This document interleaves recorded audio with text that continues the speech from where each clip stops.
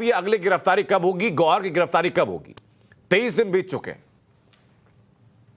अनंत जी, धन्यवाद। आपने कम से कम मेन मुद्दे के लिए आप जैसा देश का कुशग्र और प्रखर पत्रकार इन चीजों पे चर्चा तो कर रहा है।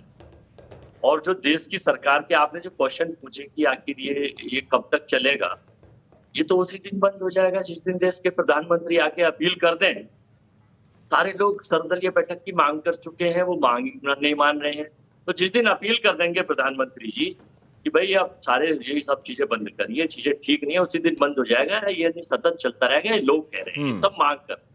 दूसरी बात, आपने कहा, हमने कई बार आपके बयानवीर राज्यवर्धन राठौर, वो पूर्व मंत्री गुलाब सिंह साहब, भोला सिंह एक MP, कितनी वो जो रियाज अतारी है। अजय वर्मा, मुझे एक बात बताइए सर कि कृत्य आपके प्रदेश में हो रहे हैं जहां आपकी सरकार है, जिम्मेदार आपके गृह मंत्री को होना चाहिए जो कि वहां के मुख्यमंत्री भी हैं, और जवाबदेही तय करेंगे प्रधानमंत्री की आप इस केस में। अच्छा, अब आप मेरी तो सुन लीजिए, वो देश के प्रधानमंत्री हैं, वो राजस्थान के नहीं है। सर, मैं पहले गृह मंत्री से या मुख्यमंत्री से सवाल क्यों ना पूछूं, मुझे बताइए।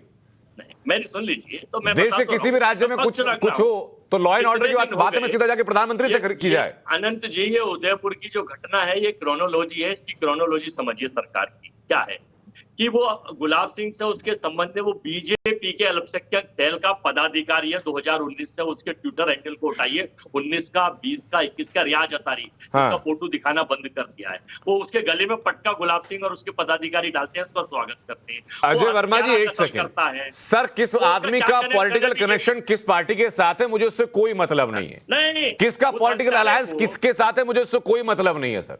मेरा सवाल सिर्फ एक था कि वो गिरफ्तारी क्यों नहीं हुई। 23 दिन बीत चुके हैं। मतलूब के बारे में पिछले 99 दिनों से लगातार हम सवाल पूछ रहे हैं कांग्रेस से।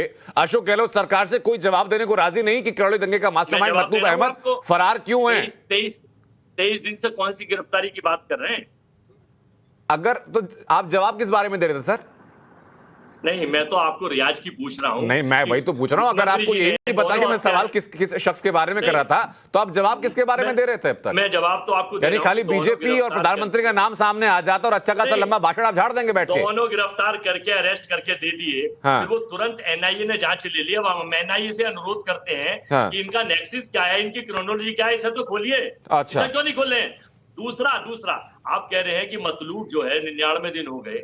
चलो, हमारी कांग्रेस और हमारा स्टेट तो फेलियर घोषित कर दिया आप अपने उस गुजर को ही दे दीजिए जो जिला पंचायत अध्यक्ष का उसमें कोई एक्यूज्ड है, उसे अरेस्ट आप उसे सम्मानित तरीके से पुलिस को दे दीजिए। मैं इस बात को समझने में सर फेल मैं खुद महसूस कर रहा हूं अपने आप को कि अगर आपसे आपके राज्य की कानून व्यवस्था के बारे में सवाल पूछा जा रहा है तो उस बारे में सीधा जवाब देने में दिक्कत क्या है।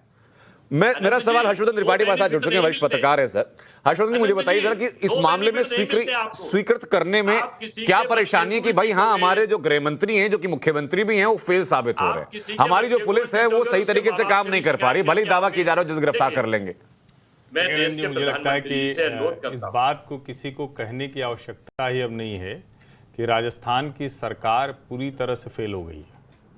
और अगर हम ये कहें कि इसमें भारतीय जनता पार्टी क्या कर रही है, नरेंद्र मोदी और अमित शाह अपील क्यों नहीं कर रहे हैं, कल को अगर किसी राज्य में केंद्र सरकार हस्तक्षेप कर देगी कानून व्यवस्था के मसले पर तो संघीय ढांचा खतरे में आ जाएगा। और हम लोग ज़्यादा समय नहीं हुआ है, देश की कई राज्य सरकारों ने बाकायदा केंद्रीय एजेंसियों की जांच पर रोक लगा दी है।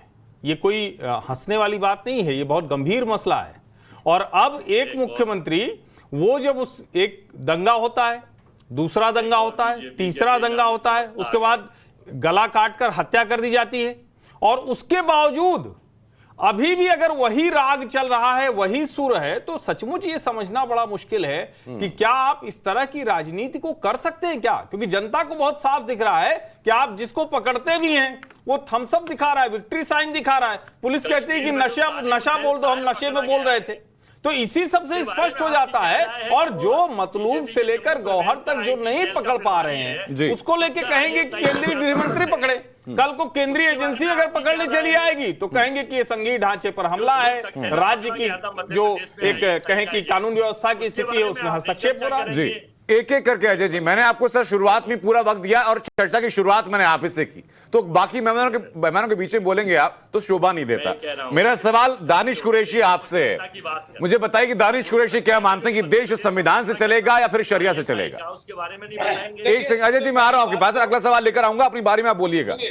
दानिश कुरैशी, पहली बात तो बीएचपी को ये मॉरलिटी ही नहीं बनती कि संविधान के नाम से कोई भी प्रोग्राम का ऐलान करे, क्योंकि ये दोगले लोग हैं, ये देश विरोधी लोग हैं। किसके ऊपर क्या अधिकार है सर, मैं इसकी बात कर लूंगा। पहले दानिश कुरैशी मुझे ये बता दें कि दानिश कुरैशी क्या मानकर चल रहे हैं कि देश संविधान से चलेगा कि देश शरिया से चलेगा? देश संविधान से ही चलता है। ठीक बात है। ये जो सवाल कर रहे हैं ना, सुनिए, ये जो सवाल कर रहे हैं उनका सवाल ही दोगला है, क्योंकि उन्होंने देश के गुजरात में हिंदू राष्ट्र के बोर्ड लगा रखे हैं। बताइए ये शरिया के अधीन लगाए या मनुस्मृति के अधीन लगाए? देख लीजिए, ये देख रहे हैं आप, हिंदू राष्ट्र का इनकी जागीर है तो इन्होंने डिक्लेयर कर दिया। कौन सी सत्ता के मातहत इन्होंने डिक्लेयर किया? देख लीजिए आप। विश्व हिंदू परिषद के जो सर प्रवक्ता है वो पैनल में है नहीं, वरना उनसे मैं आपका सवाल जरूर लेता। अब चूंकि वो पैनल में नहीं है तो उनके बारे में चर्चा करना बेईमानी होगी। लेकिन मुझे ये बताइए दानिश कुरैशी, मुझे ये बताइए कि संविधान के कौन से अनुच्छेद में या कौन सी लाइन में लिखा है कि सर तन से जुदा?